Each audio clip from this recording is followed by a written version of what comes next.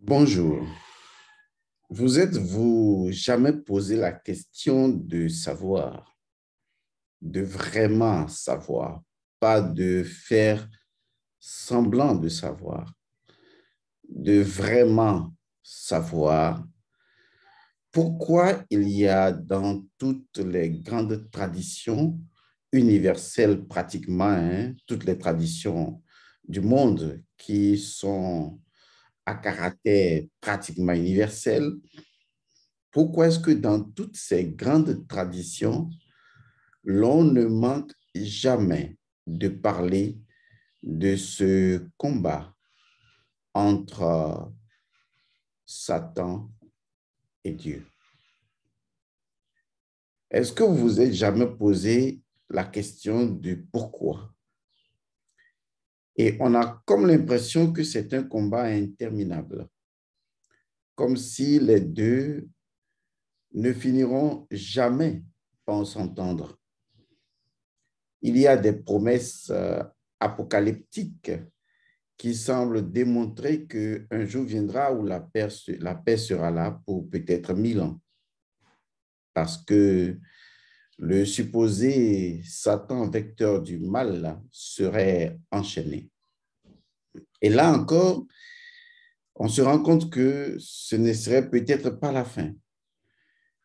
Et qu'en réalité, on s'inscrit dans une dynamique conflictuelle et qui n'a pas de commencement et qui n'a pas de fin, hormis ce que la littérature sacrée semble partager avec nous. Nous sommes donc confus et nous nous posons la question de savoir, mais qu'est-ce qui ne va vraiment pas entre un Dieu omniprésent, omnipotent, omniscient et une simple créature qui lui aurait un jour de printemps manqué de respect. On se pose donc la question de savoir où est-ce que tout ça a commencé pour que les êtres humains en soient profondément affectés. Aujourd'hui, on remarque au sein des religions ce schisme-là, on remarque cette conflictualité permanente dans les sociétés. On est toujours en conflit avec les concepts, les valeurs. Il y en a du côté du bien, il y en a du côté du mal. Et finalement, on se demande, mais est-ce que franchement, c'est comme ça que les choses sont faites? Est-ce que quelque part, nous n'aurions pas manqué quelque chose? Ou bien sommes-nous convaincus que parce que toute l'humanité est folle dans cette aventure folle dingue, que l'humanité a-t-elle raison de croire en une conflictualité permanente et dynamique entre un supposé Satan et un autre supposé Dieu? Parce que quoi qu'on dise, cela affecte l'être humain dans ses intentions, dans les idéologies qu'il propose. Et cela affecte considérablement les valeurs qui sont les nôtres, quelle que soit notre géospiritualité. On se retrouve affecté et beaucoup plus tard infecté par des idéologies purulentes à caractère destructeur et on ne sait vraiment jamais d'où est-ce que cela provient. Comment résoudre les problèmes de guerre au sein d'une humanité dont les idéologies sont véritablement tributaires de ces pseudo-connaissances basées sur une conflictualité spirituelle entre deux forces, une réalité métaphysique mal comprise et mal décelée, mal incarnée dans les institutions, dans les valeurs et dans les rapports humains. On se pose donc des questions, on se demande, est-ce que quelque part, l'homme n'aurait-il pas inventé Dieu, un Dieu qui serait en conflit avec un Satan qu'il aurait également inventé. Et si en fait, on arrêtait de sortir, on arrêtait de vivre plutôt dans cet imbroglio et qu'on décidait de sortir de cette confusion mentale. Parce que je vais vous dire une vérité. Elle est vraie, elle est certaine, elle est vérifiable. Le mental humain peut créer sa religion et que je vais appeler la religion du mental et du système mental.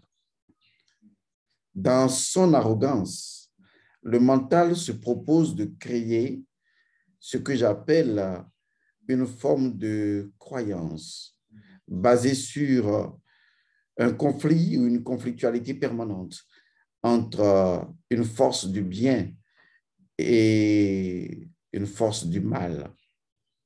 Parce que cela permet au mental de maintenir son hégémonie, de maintenir sa nature sur l'espèce humaine. Parce que vous ne le savez peut-être pas, le mental est une énergie, c'est une entité vivante. Et lorsque cette entité entre dans la déroute, c'est-à-dire en conflit avec sa propre nature, cette entité crée un Dieu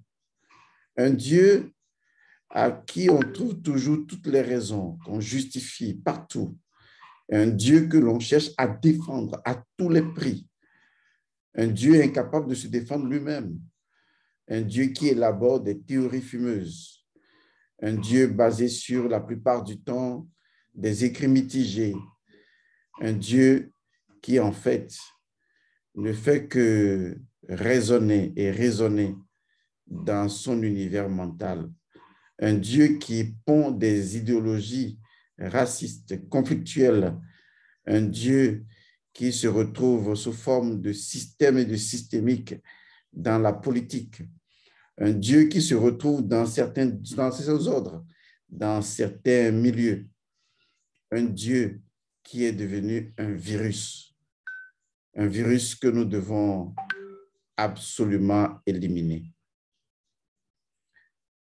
Il y a une chose que vous devriez donc savoir. Les choses préexistent à leur propre existence dans un ordre particulier. Et c'est ce que je vais vous faire comprendre. Parce que si vous suivez la voie impérialiste de la dichotomie mentale, vous ne sortirez pas du tout de cette confusion, de ce que j'appelle ce facteur de confusion qui fait croire à tout le monde que nous sommes dans un systémique de bien contre le mal et de mal contre le bien, et que dans cette compétition, les êtres humains ont un rôle à jouer pour prendre parti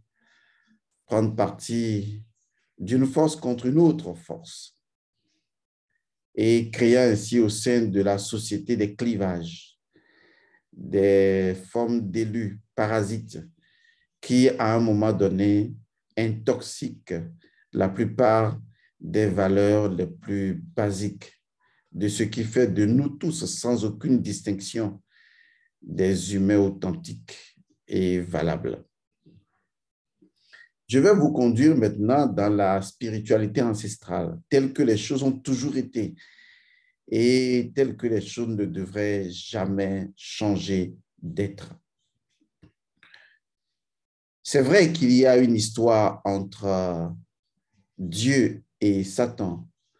Il y a une histoire entre le bien et le mal. Il y a une histoire entre la force divine et ses anges et la hiérarchie des forces du mal et justement leurs anges. J'essaie de brosser de façon panoramique un ensemble d'informations croyentielles que vous avez, mais sur lesquelles vous n'avez aucune connaissance principielle des choses. Et laissez-moi vous dire ceci. Il y a véritablement une histoire depuis l'aube de l'humanité, une histoire qui existe entre deux forces, les forces du bien et les forces du mal. Et cette histoire, c'est tout simplement une idylle parfaite. Une histoire d'amour entre les forces du bien et les forces du mal, et rien d'autre que cela. C'est une véritable histoire d'amour. Une histoire d'amour comme on en rencontre dans les couples, comme on en rencontre partout. Une histoire d'amour qui parle de friction, de sensualité, de sexualité. Une histoire d'amour sans laquelle la création ne devrait pas pouvoir exister, car seul le deux est en mesure de créer les choses en rentrant dans un dynamisme perpétuel de création, de récréation continue. En vérité, il n'y a jamais eu d'animosité entre une force divine et une force du mal. Il y a une idylle, une histoire d'amour comme on n'en rencontre jamais. Une histoire d'amour qui a créé le monde, qui a créé les choses. Une histoire d'amour qui nous permet d'exister, de vivre. Une histoire d'amour entre Dieu et Satan. Vous n'imaginez pas jusqu'à quel point les deux s'aiment, jusqu'à quel point Dieu aime Satan et jusqu'à quel point Satan aime profondément Dieu. Jusqu'à quel point les deux ne peuvent jamais s'empêcher de s'aimer, car les deux proviennent naturellement de la même source et les deux expriment la même source dans deux positions complètement différentes. Mais en réalité, ce qu'il faut comprendre de cette idylle, de cette histoire d'amour entre cette force positive et cette force négative, c'est qu'en réalité, c'est l'appel lancé à l'humanité. L'appel lancé à l'humanité de transcender la conflictualité et de retrouver que ces deux entités, si ainsi vous les a-t-on présentées dans vos métaphysiques, et réaliser que ces deux entités, en fait, sont parfaitement dans un amour parfait. Satan représente les testicules de Dieu, les mêmes testicules dont Dieu use pour créer toutes choses. Et ces testicules sont en accord avec l'amour divin, car il ne peut y avoir d'amour divin sans sexualité divine. C'est d'ailleurs la raison pour laquelle, là où vous trouvez de l'amour divin, vous trouvez forcément de la sexualité divine. Et Satan représente cette puissance sexuelle de Dieu qui permet de faire la création, sans laquelle la création ne peut être maintenue. Vous savez, l'humanité a un autre but, autre que le but que la nature principe lui a donné. Il y a des gens qui veulent avoir le contrôle sur l'humanité, qui veulent mettre sur l'humanité une mainmise, qui veulent maîtriser toutes choses. La seule idéologie qui marche dans ce contexte-là, la seule idéologie qui permet de pouvoir manipuler, maîtriser, conditionner l'humanité, c'est la vieille idéologie de diviser pour régner. Et donc, ces chefs, ces individus malfamés, ces individus qui appartiennent à des desseins obscurs, ont élaboré un ensemble de croyances mal fortunées pour simplement indexer la conscience de l'humanité et ont érigé cela sous forme d'écriture sacrée, sous forme de compréhension sacrée que les gens ne devraient absolument pas discuter. Autrement, quel blasphème. Et c'est cela qui leur permet de dominer le monde, de créer des classes séparatistes, de créer des centres VIP, de créer des élus ou des élus et des privilégiés et de faire croire aux gens qu'il y a des individus qui sont bons et il y a des parias de l'humanité. Diviser pour mieux régner. Ce n'est pas ce que fait Satan, c'est ce que eux, ils font. Et il faut trouver quelqu'un qui va pouvoir les dédouaner de leur ignominie. Ils ont inventé un Satan à eux qui serait le prince du mal et qui pousserait l'humanité à l'autodestruction. Et pourtant, la vérité est claire. Où est ce Satan qui pousse les gens à l'autodestruction? C'est l'homme. Qui fabrique les bombes atomiques et les maladies inventées? C'est l'homme. Qui manque d'aimer son prochain et qui lui crée les conditions les plus misérables? C'est l'homme. Partout, quel que soit ce que vous ferez, vous ne trouverez pas un Satan qui le fait, vous trouverez forcément l'homme. Et les gens justifieront en disant que c'était des hommes possédés. C'est encore assez naïf de leur part de dire des choses aussi imbéciles. Parce qu'en réalité, si les hommes sont aussi intelligents, mais qu'ils peuvent être facilement manipulés par un supposé Satan de leur propre invention, c'est qu'en réalité, ils sont purement et simplement des idiots. Et ils n'en sont pas moins excusés. Et c'est ce qui rend la chose assez infantile. Et si vous ne sortez pas de cet infantilisme religieux et croyentiel, alors vous ne méritez pas le titre d'être humain. Peut-être le titre d'humain ou d'humanoïde vous serait mieux. Parce qu'en réalité, la création dans toute sa perfection est en harmonie avec elle-même. Et dans cette création, toutes les forces doivent être. Autrement, le tout n'est pas le tout. Et le tout n'est le tout que lorsque toutes les forces infinies et illimitées de l'englobant tout sont représentées. C'est ça la pensée de la spiritualité ancestrale. Aucune force n'est exclue et ne peut être exclue. Autrement, le tout n'est pas le tout. Le principe premier même du tout n'est pas respecté. Et alors arrivent des impérialistes qui décident que le tout ne devrait pas être le tout. Et donc, on doit exclure des choses du tout pour que le tout devienne leur invention de Dieu.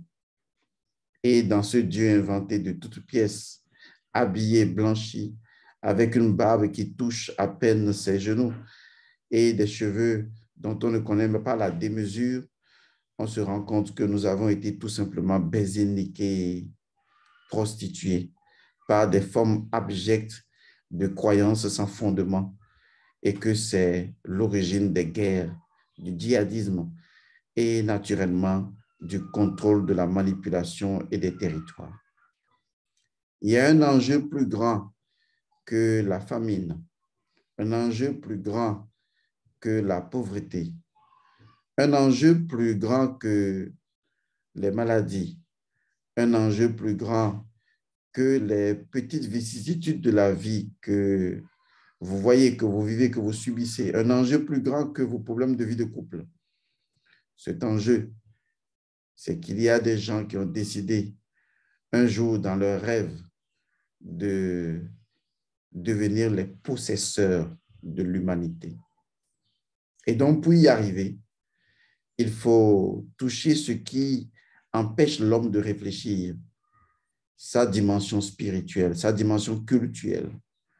Et une fois que ce reformatage est fait, il faut leur apprendre à réfléchir en conflit avec eux-mêmes, à diviser leur âme, en leur faisant croire qu'il y a des forces qui se battent et qu'ils devraient se ranger d'un côté contre un autre côté, comme si les forces de leur âme, dans son dynamisme, n'avaient pas besoin des deux forces. Si seulement vous saviez jusqu'à quel point Satan aime Dieu, si seulement vous saviez jusqu'à quel point Dieu aime Satan, si seulement vous saviez jusqu'à quel point que la seule histoire qui se retrouve entre ces deux personnages mythiques, c'est une histoire d'amour, une idylle comme on n'en a jamais inventé. Un amour si puissant qui fait de Satan les testicules de Dieu et qui fait du cœur de Dieu l'amour de Satan. Vous avez compris, vous auriez compris. Et même si vous n'avez rien compris, ce n'est pas grave. Vous comprendrez quand le moment viendra. Et le moment est venu. L'ère du Verseau. C'est l'ère de la restauration spirituelle. Et vous n'y échapperez pas. Les idéologies mensongères, les idéologies trompeuses, les idéologies mal formées, mal construites, les idéologies mentales, de l'arrogance mentale et de l'impérialisme, les idéologies fumeuses, les idéologies qui ne cadrent plus avec la nature des choses. Ces idéologies vont tomber. Laissez-moi vous dire qu'il est de l'ordre naturel, de la maths, que Satan et Dieu soient amoureux. Il est de l'équilibre que Satan et Dieu soient amoureux. Car en fait, le tout a besoin de l'équilibre comme du déséquilibre. Autrement, il ne peut y avoir de transformation. Car pour qu'il y ait transformation, les choses doivent se déséquilibrer pour se rééquilibrer à nouveau.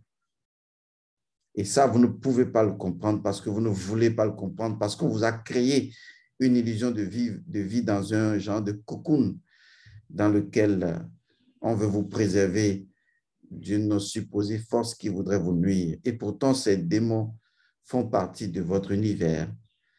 Ces démons font partie de votre monde. Ce sont des êtres magnifiques.